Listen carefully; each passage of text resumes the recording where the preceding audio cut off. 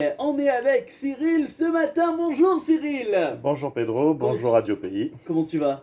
Ça va très bien, un petit peu fatigué puisqu'on a une semaine chargée, puis on est sur une semaine de jonction, donc entre la fin des vacances et l'arrivée du cycle scolaire. Eh ben voilà, en tout cas chargé cet été pour toi.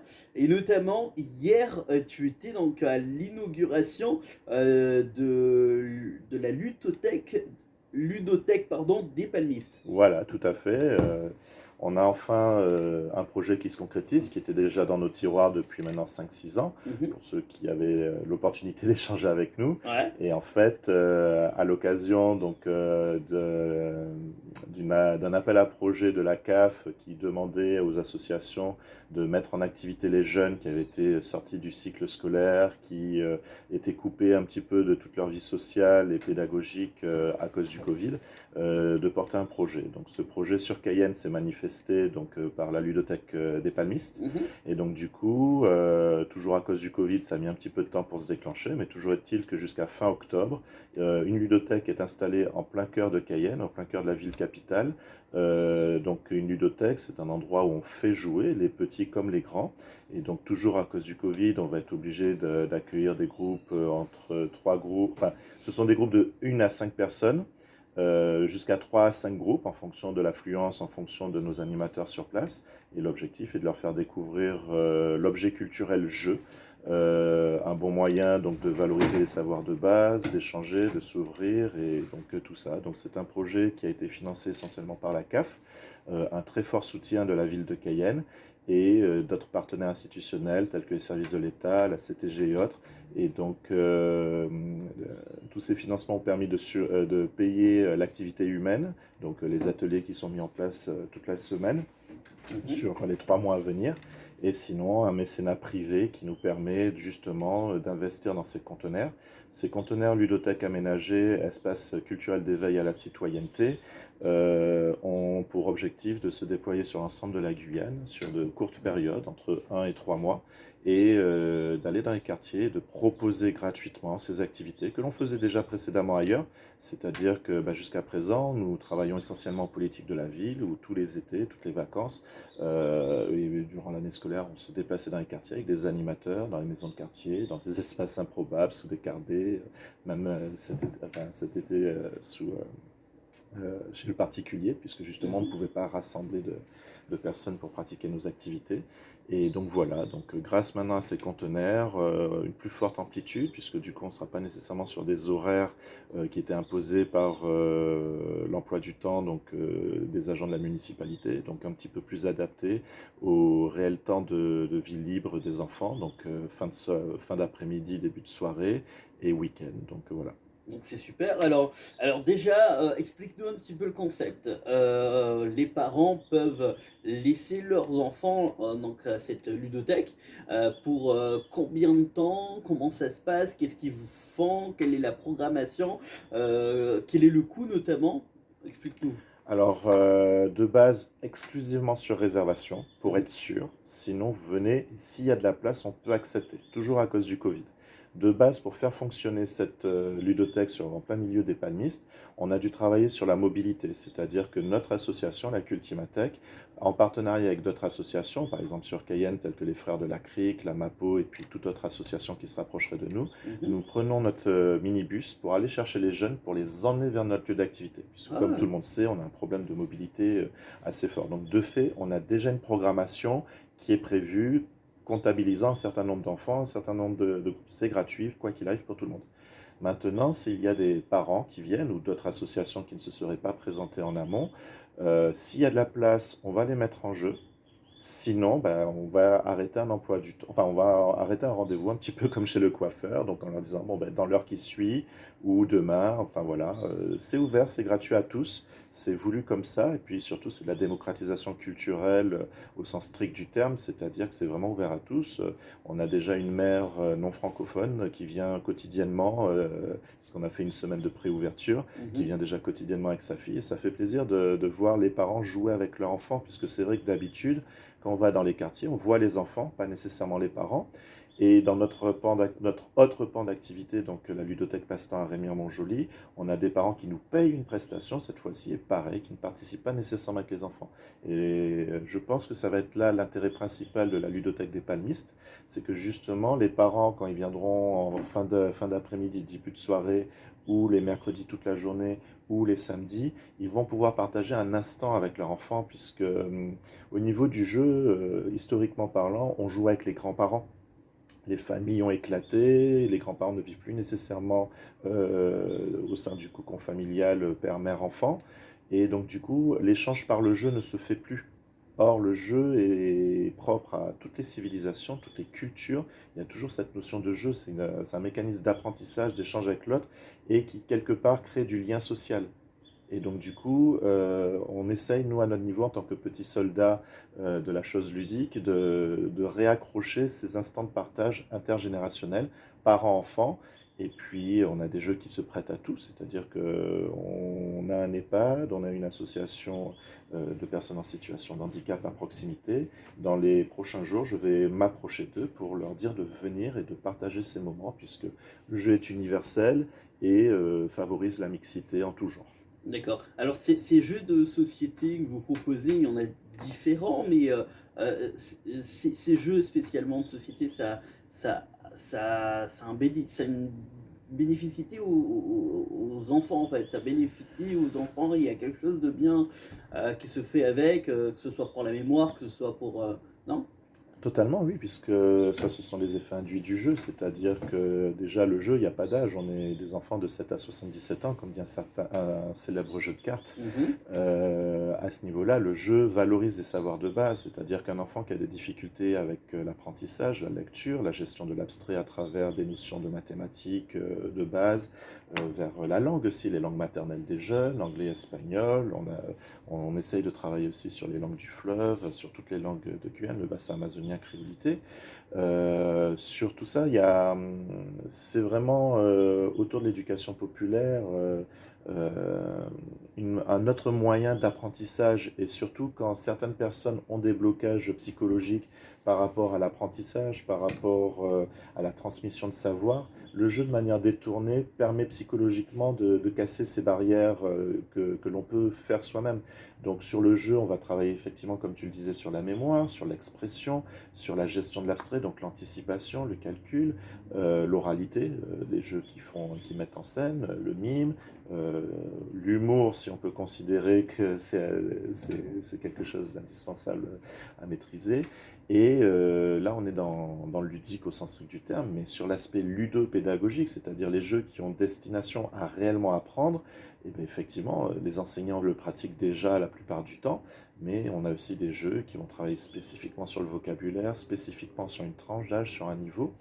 Mais la ludothèque n'est pas là pour ça, la ludothèque est là pour mettre en jeu, et donc du coup on s'adapte immédiatement au profil que l'on a face à soi. C'est-à-dire que l'idée n'est pas d'enfermer l'enfant ou l'adulte dans une zone de confort où il est super content de maîtriser son Monopoly, son risque, son Trivial Pursuit, son Scrabble, ses échecs, mais au contraire, à partir de notre base de jeux de société de 2500 références, continuellement changer les choses. C'est-à-dire que la ludothèque des palmistes, finalement, c'est qu'une grosse armoire et armoire que l'on va changer régulièrement. Alors que ça soit sur le support jeu, mais aussi sur le livre, sur des ateliers multimédia, sur tout ce qui touche à la culture avec toutes les transversalités, en fait, ce qui rend la chose indispensable, puisque maintenant, on ne peut plus dire je suis amateur de jeux, je suis amateur de manga, je suis amateur de films et autres. Tout est transversal, et donc c'est cette transversalité qui permet l'échange, en fait. La Cultimate Tech que vous avez, ça fait combien de temps que vous l'avez implantée en Guyane?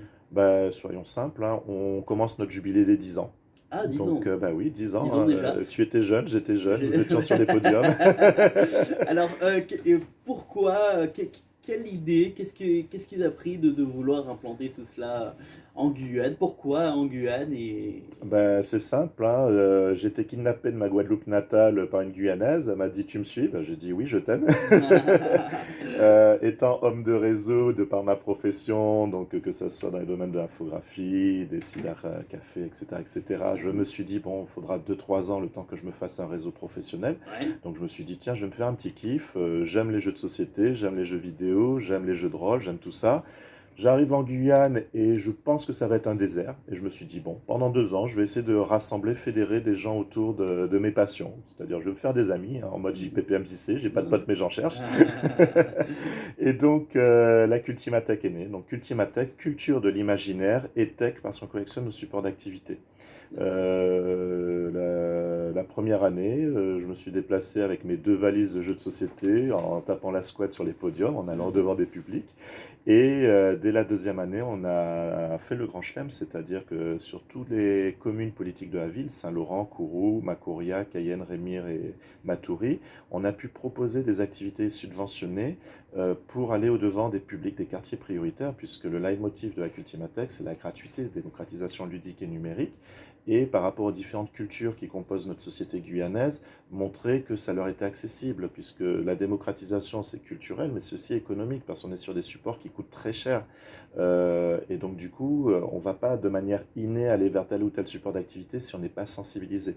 Et donc, la Cultimatech collectionne ces supports de manière à répartir sur l'ensemble de la Guyane un même jeu, plusieurs jeux, et faire de l'économie d'échelle, tout simplement. Donc, en bon père de famille, j'ai géré les fonds qui nous étaient confiés Mhm. avec une constante réflexion sur le réinvestissement. Dès la deuxième année, on a eu un ludobus qui a été autofinancé. Donc le ludobus n'était pas pour accueillir du monde, mais tout simplement pour déplacer le matériel, hein. On pouvait faire des animations jusqu'à 200 personnes, tables, chaises, déplacées, Ah, jeux vidéo, etc. etc. En 2016, on a eu jusqu'à 100 services civiques. Donc ça a été une petite crise de croissance qu'on a eu du mal à digérer puisqu'on a fait des erreurs et donc du coup il a fallu essuyer les plâtres de cette croissance qui a été trop importante. En 2018, on a monté la ludothèque Passe-Temps qui cette fois-ci était d'initiative privée, c'est-à-dire que c'était un espace qui était là déjà pour démontrer à nos partenaires institutionnels ce vers quoi on voulait tendre et qu'ils ne réussissaient pas à percevoir, qui, j'espère, maintenant vont commencer à percevoir. Donc, en tant que ludothèque privée, le passe-temps sur Rémire-Montjoly, c'est des prestations qui sont vendues aux parents d'activités extra- et périscolaires et clubs d'activités pendant les vacances. Et ça nous a permis de nous dégager des subventions, c'est-à-dire avoir enfin la possibilité de garder nos animateurs. Donc, la Cultimatech, c'est 9 salariés, tous formés sur le tas, pour l'essentiel d'anciens services civiques, d'anciens bénévoles de la Cultimatech et tous guyanais. C'est-à-dire que là, effectivement, je viens de l'extérieur. C'est seulement cette année où je commence à me prétendre guyanais avec mes 10 ans de vie en Guyane et mes 3 petits Guyanais que j'ai plantés ici. Et donc, c'est l'une de mes fiertés, c'est que tous n'étaient pas joueurs de jeux de société, tous n'étaient pas amateurs des cultures geeks, des cultures de l'imaginaire. Et ils se sont investis, ils ont acquis des compétences et voilà, donc c'est l'une de mes plus grandes fiertés, puisque assez rapidement, on est toujours enfermé dans des clivages, oui, c'est des choses qui viennent d'Europe, c'est ceci, c'est cela. Non, non, là, on a eu des animateurs bushinagés, des animateurs brésiliens. Seule culture que j'ai pas, pourtant je suis mal placé, c'est des animateurs de langue asiatique, chinois. On a eu des Hmong aussi à Cacao. Mais voilà, donc l'intérêt c'est ça, nos passeurs ludiques sont guyanais de toutes les cultures de Guyane et c'est surtout une grande barrière psychologique que l'on abat, puisqu'effectivement quand c'est quelqu'un qui vient de l'extérieur, qui n'est pas nécessairement de sa culture, l'enfant prend ce qu'on lui donne, mais il ne voit pas au-delà. Alors que quand il voit un grand frère, une grande sœur qui va au-devant et donc présente des choses qui pourraient sembler un petit peu inadaptées, eh ben, ils s'investissent et l'échange se fait et ça se crée. On a d'anciens usagers qui commencent à être bénévoles sur nos activités. Les bénévoles, lors de l'inauguration, on a eu 20 bénévoles à qui on a remis une attestation de bénévolat par rapport à toutes les activités, toutes les aides qu'ils nous ont apportées cet été. 20 jeunes entre 16 et 22 ans qui, en participant à nos activités, en nous aidant à accomplir notre objet social, on va leur aider à payer la moitié de leur BAFA ou la moitié de leur permis pour augmenter leur employabilité, en plus de l'expérience qu'ils ont acquis avec nous. c'est super ça, c'est super. Alors vous avez notamment, de temps en temps, vous êtes appelé lors d'événements où vous pouvez vous implanter, où on peut venir vous voir éventuellement. Alors deux choses. La première, c'est comment faire pour savoir lors de ces événements où vous allez être implanté. Est-ce que vous communiquez sur une page Facebook, sur quelque chose qu'on puisse le savoir. Et deuxièmement, comment faire si un jour on va organiser une manifestation qui peut parler de jeux éventuellement, pour vous appeler et vous inciter à venir prendre une petite place pour pouvoir éventuellement présenter tous ces jeux que vous avez. Alors, pour les contacts, bon, le mieux reste de m'appeler directement, mais bon, c'est pas évident de savoir qu'est-ce qui se passe aujourd'hui, etc. Mhm. Donc au 06 94 45 31 33. Sinon, j'ai une page Facebook proactive, on va dire. Il y a beaucoup de l'association, il y a beaucoup de moi, où je suis un petit peu poil à gratter sur la conscientisation de certaines choses par rapport à la citoyenneté Ouais. et les bons usages des réseaux sociaux. Et Mhm. donc c'est Cyril Cultimacop, donc Cultima, donc pour Cultimatech, hein, donc Cultima COP pour coopération, c'est OOP. Et donc là, effectivement, je communique sur ce qui se passe. Alors effectivement, nous ne sommes pas une entreprise, nous sommes une association. Nous avons tantôt des actions qui sont préfinancées via des subventions, via des actions que l'on propose. Dans ce cas-là, les actions sont toujours gratuites. Enfin, de toute façon, pour les usagers, c'est toujours gratuit, en dehors de la ludothèque passe-temps. Mhm. Et donc, du coup, ou bien nous sommes préfinancés dans le cadre d'une action sociale, un quartier prioritaire, un financement par un partenaire institutionnel, ou bien ce sont des structures privées telles que certains centres commerciaux, certaines enseignes qui ont besoin de donner un petit peu de peps à leurs manifestations, Mhm. qui nous financent en tant que prestataires. Et c'est aussi ces prestations qui nous ont permis d'avoir autant d'investissements qui n'auraient pas forcément eu lieu puisque pas justifiable. Pendant un certain nombre d'années, on était au centre commercial Montjoly 2 avec un partenariat exclusif Super U Montjoly. Ouais. On fait énormément d'arbres de Noël aussi, donc c'est une bonne période pour nous puisque ça permet de faire entrer de l'argent frais sur une période qui précède 6 mois, le temps que toutes les subventions, toutes les actions se mettent en route. Et sinon des anniversaires maintenant, puisque nous disposons de nos propres lieux. Mhm. Alors bon, naturellement, ce qui intéresse essentiellement les gens la plupart du temps, c'est plutôt notre volet jeux vidéo quand ils nous payent des prestations. Mais à travers les jeux de société, on essaye toujours de glisser cette notion-là, puisque les fondamentaux près du jeu sont le plus accessibles, puisque on va pas demander à une personne âgée ou à un parent qui n'est pas consommateur de jeux vidéo de jouer aux jeux vidéo. Et puis surtout, le jeu vidéo est très bien, c'est-à-dire il véhicule énormément de bonnes valeurs quand il est encadré correctement, mais malgré tout, on est face à l'écran, et même quand on joue avec un copain à côté, c'est pas les mêmes interactions qu'avec un jeu de société. Donc on veille aussi à de la prévention, à tout ça, de manière aux bons usages de tout ça. Tous ces biens ont des bonnes choses à apporter, tous ces biens culturels ont des bonnes choses à apporter, encore faut-il les utiliser correctement. C'est aussi ça que l'on fait comme travail, de sensibilisation à la bonne pratique et aux bons usages du support jeu et des supports culturels en général. Super. Il nous reste encore 30 secondes, donc du coup, on rappelle le numéro de téléphone, on rappelle où vous êtes situé, et éventuellement pour les personnes qui seraient intéressées, donc il n'y a pas de souci, allez-y, hein, on vous le rappelle. En plus, toutes les mesures de sécurité sont prises, vos enfants sont en sécurité. En plus de cela, gel hydroalcoolique, masque, éventuellement, on rappelle que le masque, justement, hein, est obligatoire pour les enfants, et comme ça, surtout, hein, c'est surtout pour le fait que, comme vous êtes très très dans un endroit assez petit, vous êtes constamment en train de vous toucher par rapport à ces jeux de société. Donc toutes les mesures de sécurité sont prises, donc n'ayez pas peur. Donc voilà, je te laisse 30 secondes de parole. Alors, donc, pour ce qui nous intéresse, la ludothèque des palmistes, donc, nous sommes ouverts jusqu'au 30 octobre. La Mhm. semaine prochaine, on va être encore sur nos horaires d'été, à savoir 9h, midi, 13h, 16h. Ok. Appelez-nous au 06 94 45 31 33 si vous souhaitez pré-réserver votre venue. Il se pourrait qu'il y ait des places qu'on viendrait directement, mais nous serons obligés de respecter nos contraintes de groupe, etc. Nous ne sommes pas enfermés dans un petit endroit, puisqu'en fait, on se déploie sur la place des Palmistes avec des chapiteaux pour justement Ah, justement, espacer. Voilà, aérer exactement. Ok, Voilà, ok. tout à fait. Donc, on vous attend. Et puis, au cas où, pour ceux qui ont encore des difficultés sur Rémire à trouver donc, des prestataires en extra et périscolaire, la ludothèque Passe-Temps est à votre disposition, toujours au même numéro, 06 94 45 31 33. Ah bah super, tout est dit. Merci beaucoup, Cyril.